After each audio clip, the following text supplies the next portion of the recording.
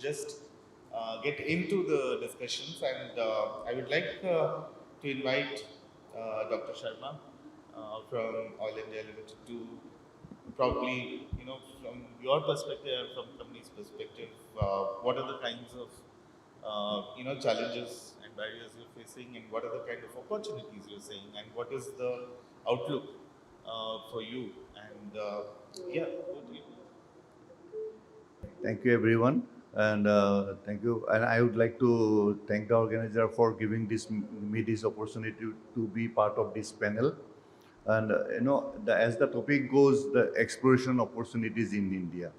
So you all of us, majority of us are aware of the fact that we are actually the third largest economic energy consumer. India's energy security is critically hinged in oil and gas sector, and given the opportunity for demand for energy in the country, it is only imperative that big discovery and finding can actually relieve us out of the situation we are here.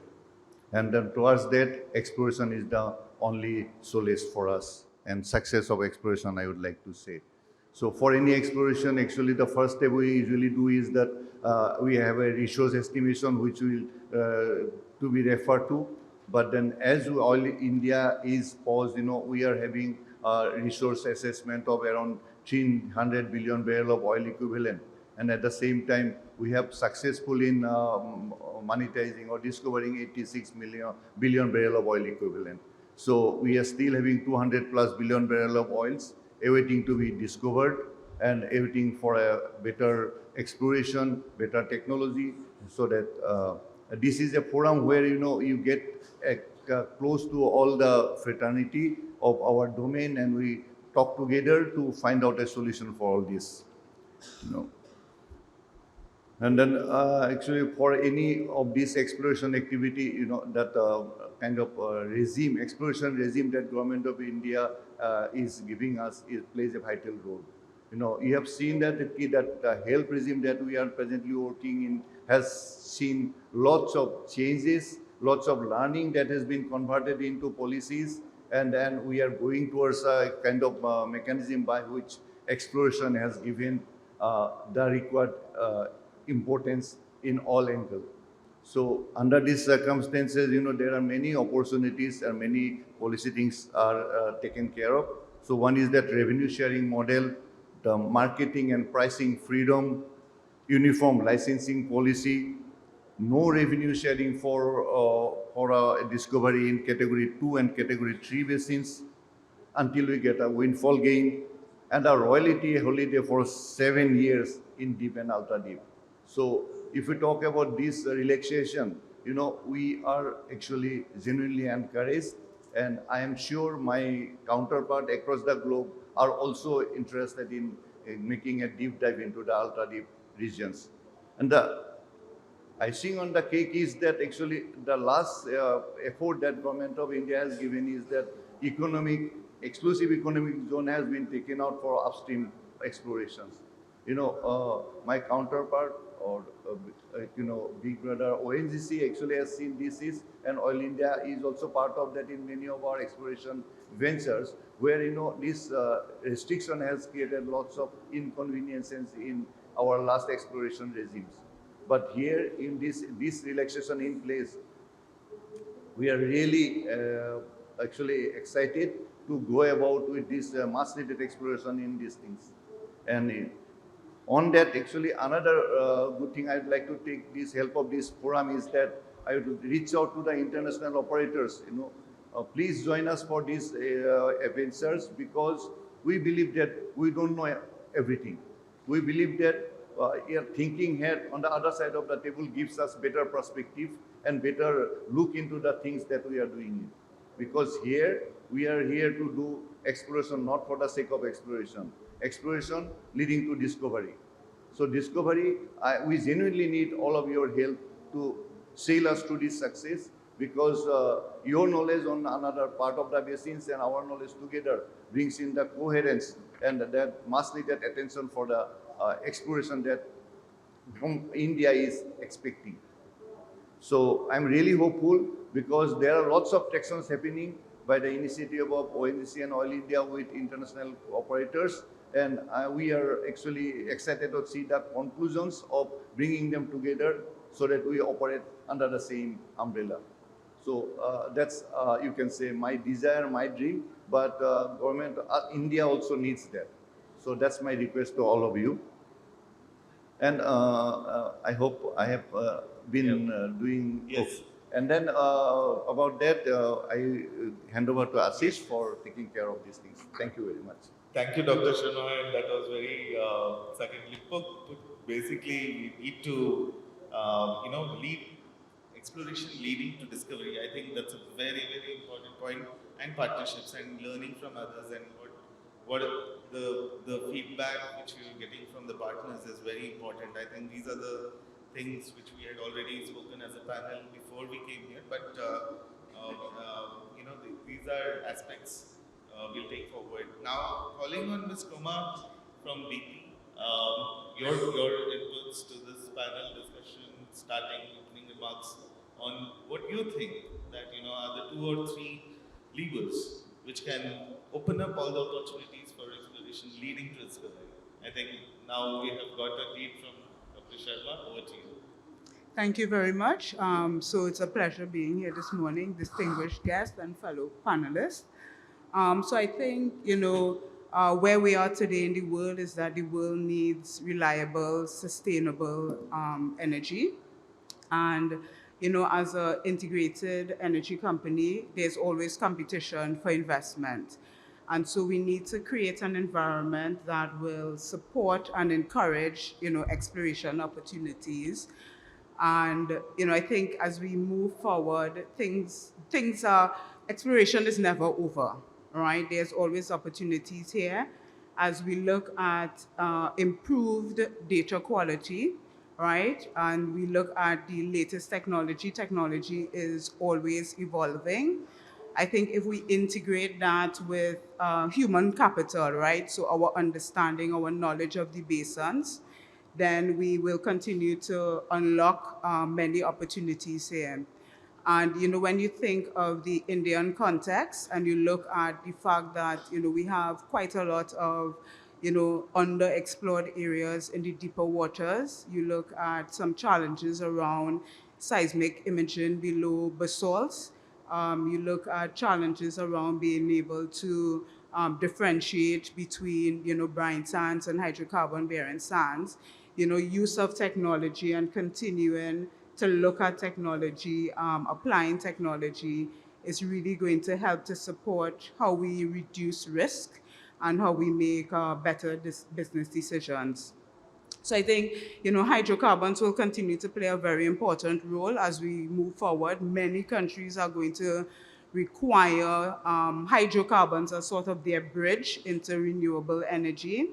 And I think what we have been doing in the Indian context right now, a lot of the progressions that we've seen through Ministry of Petroleum and Natural Gas and DGH have really started to encourage more investment. I think India is one of the better areas in terms of easy access to data through the NDR. So I think that's actually a very good process that exists here today.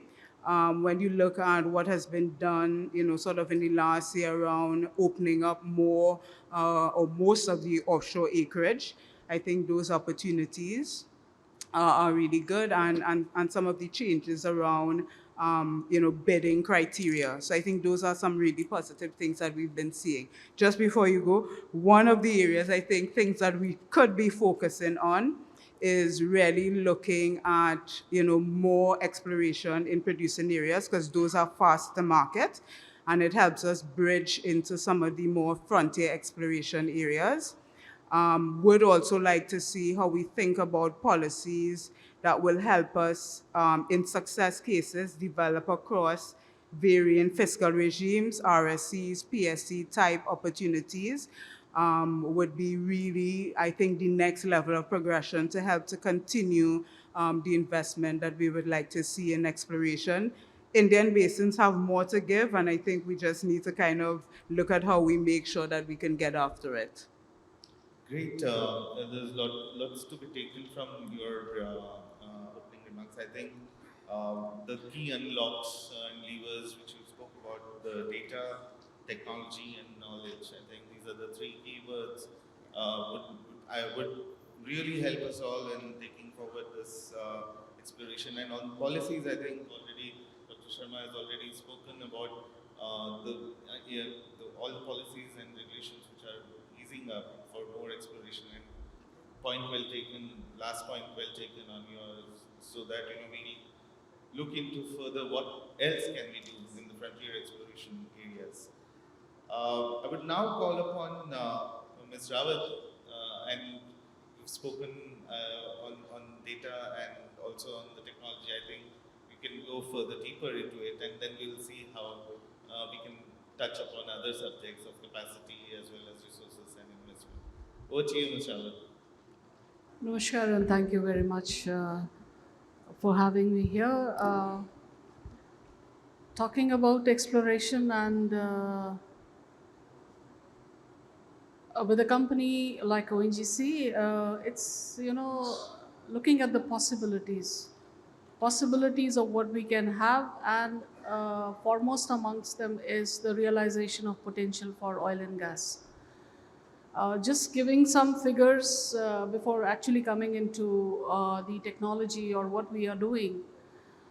We all are aware 26 sedimentary basins, 3.6 million square kilometers to look for in aerially. But I think very few people would be aware how many plays there are. There are 187 plays to look into. And of that, I think around 57 of them are below the basalt, Mesozoic. So this is the number we are looking at, the possibilities. And most of the production or most of the discoveries are from the tertiaries. So there is a huge amount of area which actually needs to be looked into. And this is what ONGC has been doing. Coming into the technology part of it, the tertiaries being the shallowest or the shallower part, they were easy to image, they were easy to drill. And of course, that is why we have had most of our successes and discoveries within the tertiary. So that is where the role of technology has come, and ONGC almost has been on the forefront of technology implementation, technology adoption, as well as, over the years, we also have tried to customize what was available in the market and done our own indigenous research. As far as the laboratories is concerned, because it is not only about imaging, but all the data that comes from the subsurface. So the workflows have so been modified that we have been looking at an integrated analysis for the subsurface. And I think right now we would be having the most information regarding the subsurface mapping of the different sedimentary basins. In terms of the data which we have, of course, through the ministry and DGH being their spearheading, we have had the round for the resource assessment. The yet to find is still, I think, 3 times to what we have realized, 42 billion. We just are touching around 11 to 12. So again, of the known thing, the unknown is still much more, I think. So there is so much more impetus for exploration to go after. Looking into the technology collaboration, we have had MOUs with different global majors, bringing in technology and also improvement in the workflows. We are trying to become better and better in terms of risk mitigations, doing our analysis, doing our error bars for all the petroleum system elements, as well as the entrapment mechanism, as well as the volume estimation, especially in the offshore. Because of the total sedimentary area, I think 2.3 million square kilometers is actually in the offshore, and which again, leads to more capex intensive projects. In the recent thing, I mean, the successes which ONGC has, I'll just share with you. We have been talking about 7 commercial category 1 basins. in the recent past, that is January, we were able to bring through our discovery and the FDP submission in January itself, a category 3 basin like Bengal coming into category 1.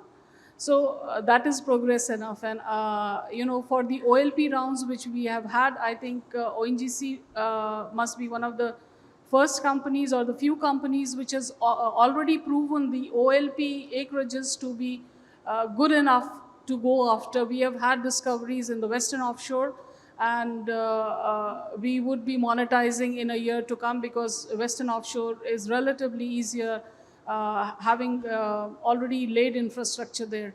In terms of the no-go areas, again, the areas that were freed by the Government of India, the two big discoveries which have come up recently for Mahanadi are from no-go areas or no-go acreages. So that is the story which ONGC has been charting with the help of the government as well as the industry in terms of collaboration. And we are looking forward to having more advances in technology, especially for the processing part, in terms of updating our,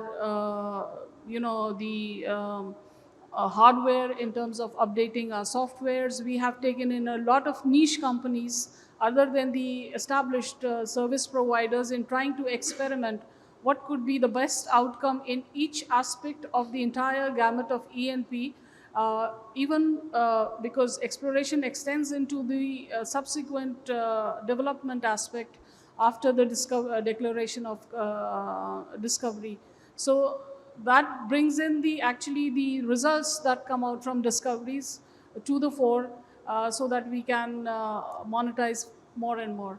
I'll just add on to the oil and gas story. I mean, I looked at exploration not only for oil or gas, but actually mapping of the subsurface in trying to realize more kinds of energy into hydrogen, into helium, into geothermal. So that is the entire story, because the data is there. We understand the subsurface best, I think, working at it. So exploration, when we are putting in money for exploration, I think it is bringing in more dividends than what are actually being asked for. So that is there. Excellent, and I think this is the way of going ahead. Actually, when we're talking about subsurface exploration and looking at all the types of energies, and we were speaking about it when we met before. Yes. And this is the way to go ahead, and all the partnerships that you're doing with niche companies. I think those are something that teaches us that not one company can do it all. If the exploration has to go through and we have to discover more and more, and the numbers are mind-boggling, and that would need a village, as they say, that to take it to success. So I think these are the aspects which I'll just add on, because I am coming from a CCUS roundtable discussion. So even when you talk about sequestration part of carbon capture, it is going to be the reservoirs which we know about, because that is where we would be sequestering the carbon that gets captured. So again, the knowledge, the data which has come through oil and gas exploration, that is, again going to serve another purpose there. great, and I'm so happy to. This is music to my ears, because I've worked a lot in aspects of climate change and sustainability, and this is something that we were also, as a panel, exploring, that the integration and the holistic way of looking at energy and exploration. I think this is the way to go ahead, and congratulations for all the success which you have achieved, and more best wishes. I would now bring in Mr. Notiyal to talk a little bit more on the data, and you've been very passionate about it while speaking earlier. So I would like to take you can take 2-3 minutes to just put the emphasis on it, and what are the kind of new things that you're looking at. Over to you. Thank you, Ashish, and thank you, Vijay, for inviting me to be part of this panel, this distinguished panel. And listening to all the panelists so far, every time I hear data, I'm very excited, because that's what we do. As a data provider, that's our goal, is to get a good data in hands of oil and gas companies. In India also, we will plan to do that. From my experience working around the world, exploration is driven by the data. Data is the key ingredient for the success of any field, more so in our field, which is totally data-driven. Whether it be hydrocarbon exploration or the new energy solutions nowadays we are looking at, may it be setting up wind farms, geothermal, hydrogen, and all that. In India, if you look at the database, the database which India has created is huge. It's humongous. There is millions of kilometers of 2D data, 3D data, well data, other geophysical geological data, which is good. But are we using it to the full potential? That's the question. And that's where companies like us come into picture. We can work with that data. The data which exists has been acquired over the decades. And it was good at that time for that technology. But since then, technologies have improved. And all that data can be enhanced using those technologies. And that's where we can get the maximum out of the data. Of course, we still need new data. There are complexity, as Madam mentioned about in the West Coast, imaging below the basalt, imaging those Mesozoic sediments. So we need to come up with a new solution for those kind of problems as well. So the ideal situation is when we maximize the use of existing data, and based on that, then create new data sets to resolve the issues, the problems which we are facing. So in India, there is a huge amount of data which can easily be enhanced using modern technologies. As TGS, as a data provider, we have done few projects which have been very useful for the industry. Industry has been using them. And the other thing I want to emphasize on is the government have done a great job in terms of policy forming, getting interest from IOCs. At the same time, DHF has also formulated multi-client policies, and that has brought TGS in India. TGS had invested in India under that policy. So multi-client is an option as well as a source for getting the data, right? And because in multi-client we work as a we talk about partnership. We say it's a collaborating model between us, technology company, and oil and gas companies. We work together from the very start, at the inception of when the idea is forming about what are the challenges. So we can work together from that stage, plan it, come up with a solution, implement it, and get data in hand, hopefully before the time. And that expedites the whole exploration cycle. So when we are trying to drill a well, we want that well is drilled much before then maybe the originally planned. So hopefully, internationally, multi-client model has been accepted, has been embraced by oil and gas companies. The challenge in India is new and it will take time, I understand. But hopefully, domestic companies also come on board on this model and use it because it's very good for us. Great. I think, Mr. Notiyal, you touched upon a very nuanced subject of taking all the service providers as partners. And during the exploration, right from it shouldn't be that there is a problem and then you are brought in. I think being as a partner right from the beginning to understand where the data gaps are, to understand what are the kind of solutions, co-creating the solutions is something that you've talked upon, and I think best wishes for you as well. I think the policies are very heartening to see that policies has made companies like yours to come and invest into India, and going further, it will only lead to more exploration and discovery. I'll not forget that word from Dr. Sharma. But yeah, I think now coming to, I'd like to bring in Mr. Ghosh now. From your perspective, what are the kinds of things you are seeing, and as one of the leading private sector players, what are the kind of aspects you would like to see? And we have a great audience here. Understand from your view, what is the kind of vision and what are the kind of opportunities? Yeah, thank you. Thank you for giving me the opportunity. Can I have my slides, please? Because what I say will resonate, and if I can come up with the diagram. Mr. Ashish. When the slides come up, yeah, the next one. First thing actually I want to say, and what my speakers have already spoken about, is we have a huge potential in our Indian basins. Within the 26 sedimentary basins in India, and we have already talked about it, already holds over 300 billion barrels of oil equivalent as yet to find. And even within the category 1 basins, or the basins which are producing or there has been discoveries, the yet to find ranges over 30 billion barrels of oil equivalent. And we have been seeing that these basins and the resources have been increasing in leaps and bounds. What we believe in Cairn Oil and Gas is that the basins haven't yet creamed.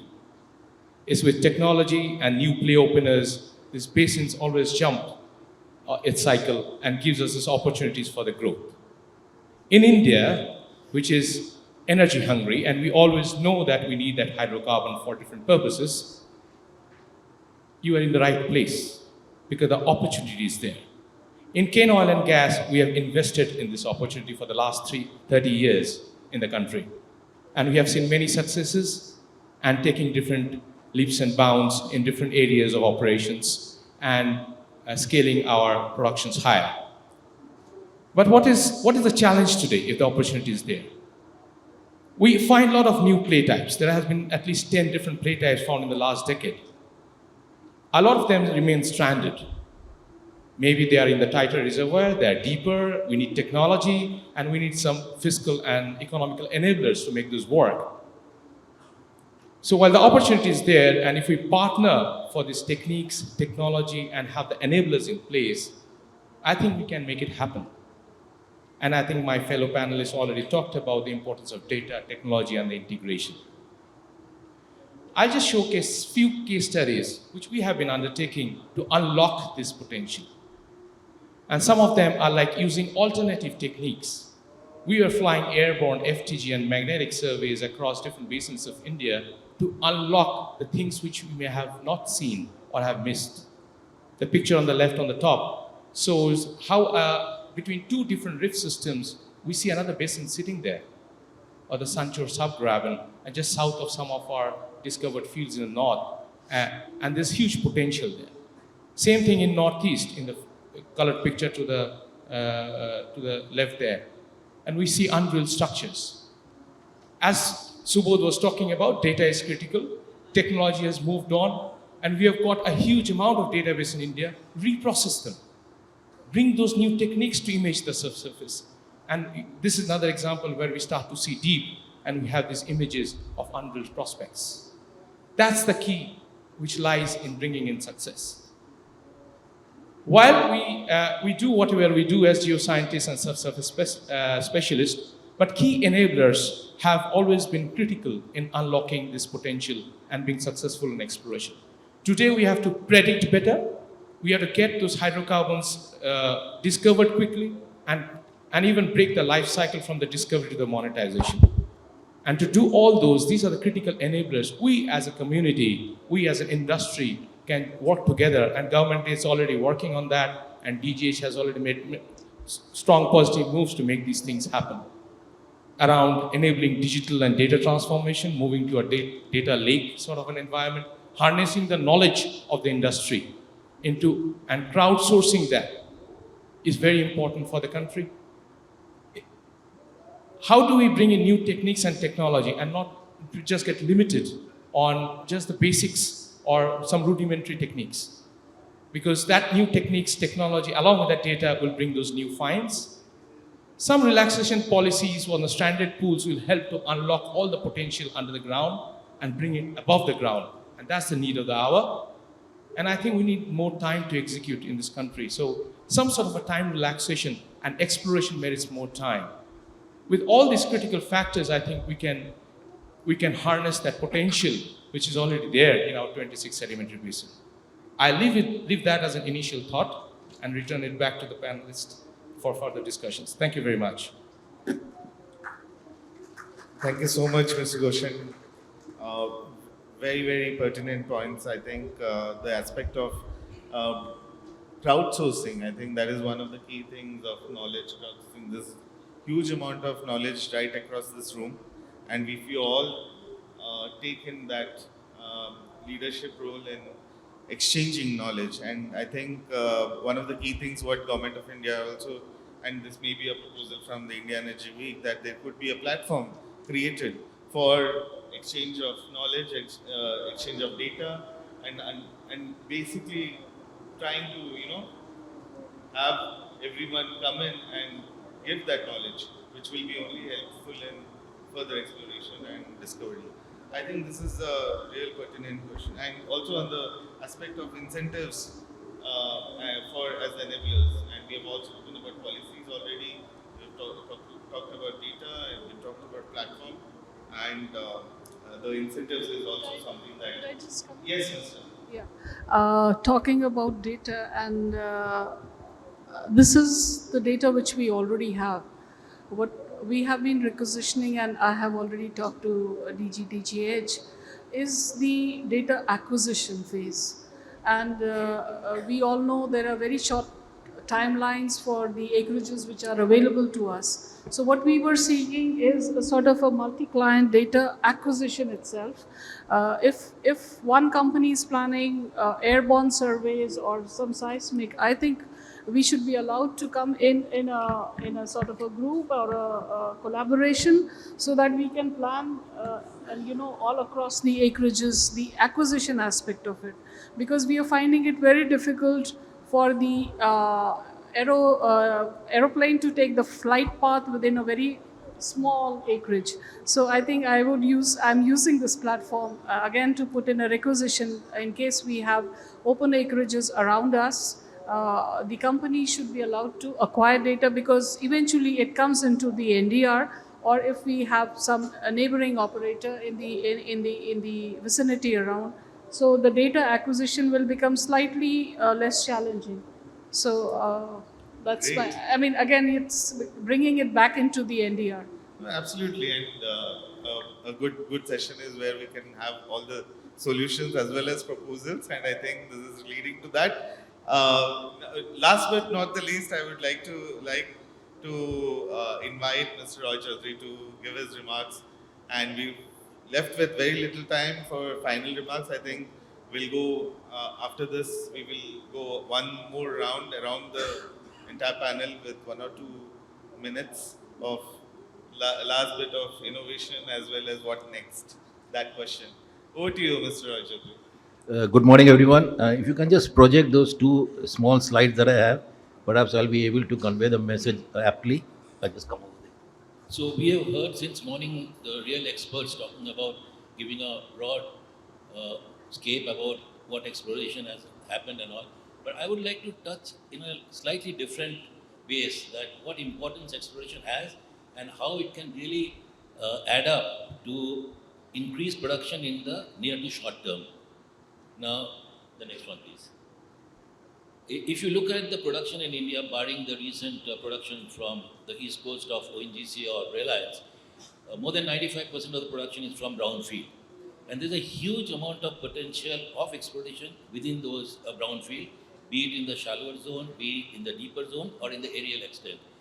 Now, at times what happens is for a large producer, it becomes difficult whether you call them as an appraisal phase or an exploration phase. But to me, as an oil man, any production that comes out which gives the biggest satisfaction to an exploration. Now, the basic advantage that we have while doing simultaneous exploration, either in the deeper zones or has been demonstrated by one of the fields that we have recently taken over, and I'll give a small glimpse of it. Next one, please.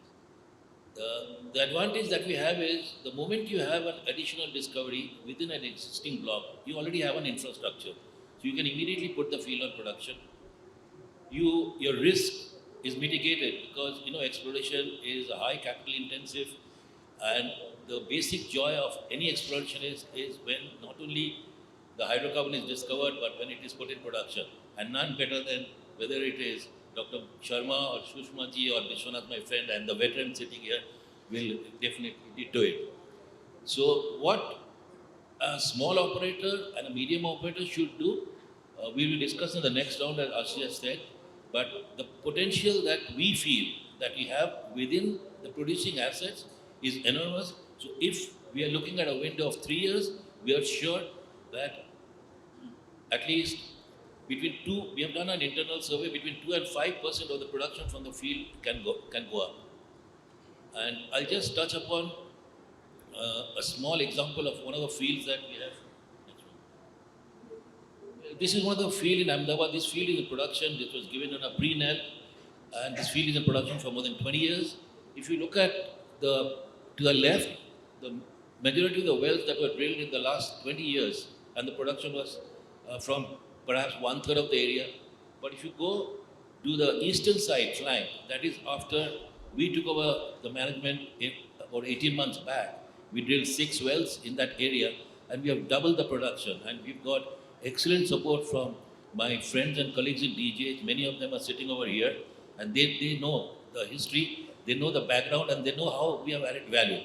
So if each and every producers today who are there, apart from the exploration blocks, they also put a little bit of effort, either through some collaboration, I'm sure in the next 5 years, we are going to have at least 5% increase the current production. So I rest my case with this, and if there is any discussion or question, I'll really appreciate it. Thank you once again for your apt attention. Thank you, Mr. Roychaudhury. It's an excellent representation of what partnerships can do. Again, one of the key things of our panel discussion. We've touched upon almost all the aspects of incentive structures, data availability, risk mitigation, policies, regulations.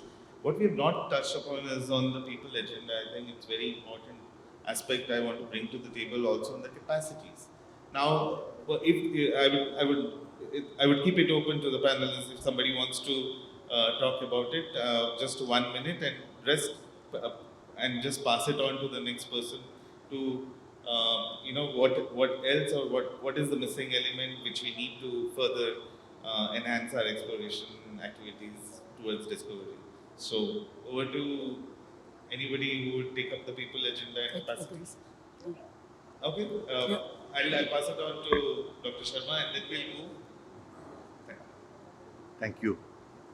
Thank you for giving me this opportunity again. Actually, we have touched upon majority of the things that needs to be attended for our aggressive explorations. But I would like to take this advantage and highlight few points that is actually bothering me. And I thought that this should go to a bigger forum to try to attend to those issues. One is that actually, as we've seen that, as we talk about exploration, the time for exploration is actually definitely vary from basin to basin, and also onshore to offshore, valley to hilltops, and availability of resources and infrastructures. And currently, we are having 2 regimes. One is onshore for 3 years. I'm talking about initial exploration phase, man. So, and the other one is 4 years for offshore projects. So, but then there are situations where actually when you start a basins, we categorize those basins as category 1, 2, and 3. But there are few parts of the basin which is not seen the actually presence of hydrocarbon and needs to be explored. So I would like to take this example of a Bengal basin ma'am has referred to. It needs resilient, continuous exploration thrust to bring in the understanding and find the oil. And my actually big, deep appreciation to the ONGC team for chasing Bengal basins for decades and carrying out and having a convincement that there is oil there and they are successful. So Oil India is also part of this business in Nel Presim. We are having a Sun PI. We are also sharing their thoughts. But operator is always the operator. Operator takes the role and operator leads the team. So basis that Bengal basin has seen the success. Similarly, there are different part of areas, like if I talk about Northeast, there are areas where actually we cannot take a rig or cannot carry out a proper seismic. So in that context, the multi-physics like thing comes in, where we can take care of those issues with the multifaceted operations. And also we would like to take those issues in a more holistic manner and timeline. So leaving aside that, I would like to request that though some of the part of the basin may be looked into for a exhaustive exploration, because initial exploration phase of 3 years may be little less for those activities. So another thing is that yeah. So that is one thing, and and people are actually also touch upon one little moment, because Oil India in its present state, many of you might be worrying about or thinking about how Oil India has taken a deep leap of faith or more than that for our deep explorations. But I believe that we have actually having confidence in managing our resources, available resources, or around 700 million barrels of oil is there, with around roughly more than 400, 500, around 600 barrels of gas. Gas-based economy is everything to be connected to the gas grid, which will bring a big change. And with this balanced management of the resources, Oil India is all set to go for a deep exploration under the given a benefit of allowing us to be into the ultra deep waters. So with these things, I'd like to conclude and thank everyone for having a patient hearing. Thank you. Thank you, Dr. Ms. Rawat.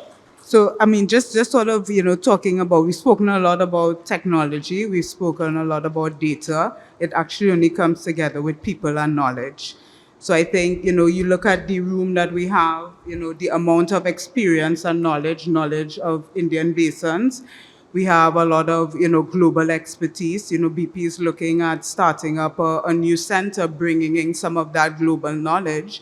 And I can see where, we have examples where you have somebody coming in from working one basin into another, and just a fresh pair of eyes, starts to identify. We talk about the number of play types, etc. Those are the opportunities we get to be able to really unlock, what we have today and our understanding. That unconscious bias of new persons looking at old data, looking at new data, really gives us a lot of opportunity. So I don't want us to undersell the importance of the people and the knowledge, the partnerships that we could form, and the collaboration that could really get us to sort of the next stage of opportunities across India. Yeah, I think that's a beautiful, culmination of all the thoughts which you have done. Thanks. That's a lot for me. And I think I would like to, in the interest of time, I would like to, and if there is any I hope, yeah. I'll just mention, of course, besides the technology, the timelines for exploration, we all know that we have to do the work within that frame. But another thing which is equally important is the expenses part of it.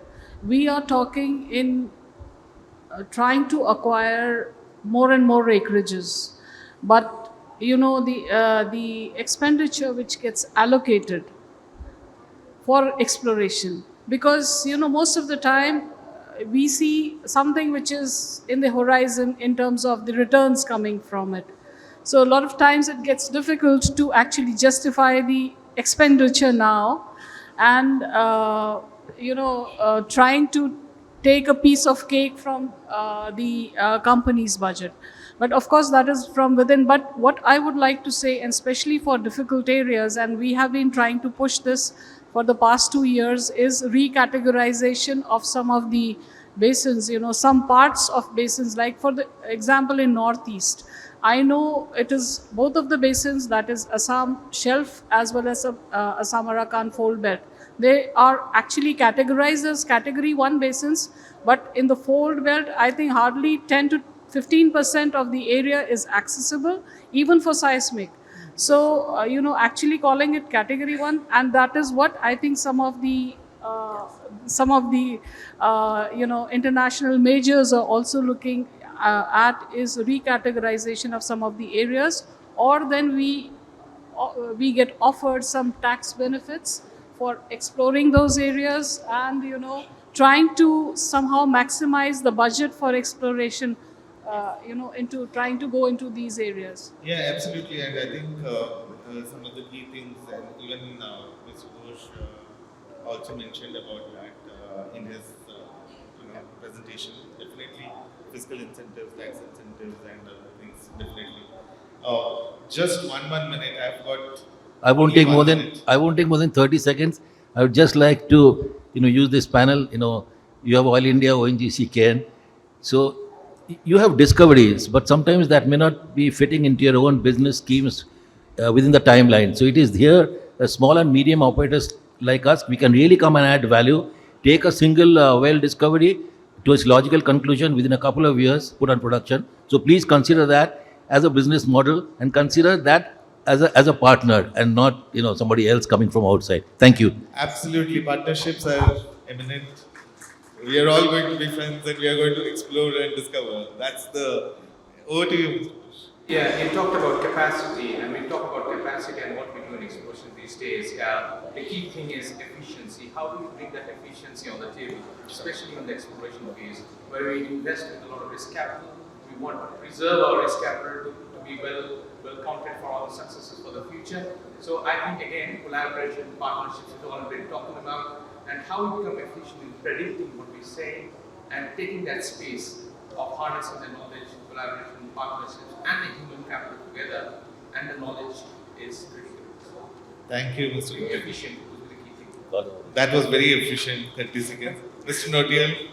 Okay, in terms of to keep it really short, for me, the biggest thing is knowledge sharing, using the technologies which are available. Have all the options available. Look at them. Just don't restrict yourself to selected ones. And partnerships. We are here to serve the industry, but like I said earlier, we see ourselves as a partner to the oil and gas company. Yeah. Thank you. That was wonderful, panelists. Got a lot of things out today, and yeah, I think in the interest of time, everyone has already summarized what we have actually achieved today, and looking forward that Indian government takes some of these proposals also to fruition. And best wishes to everyone. Thank you so much.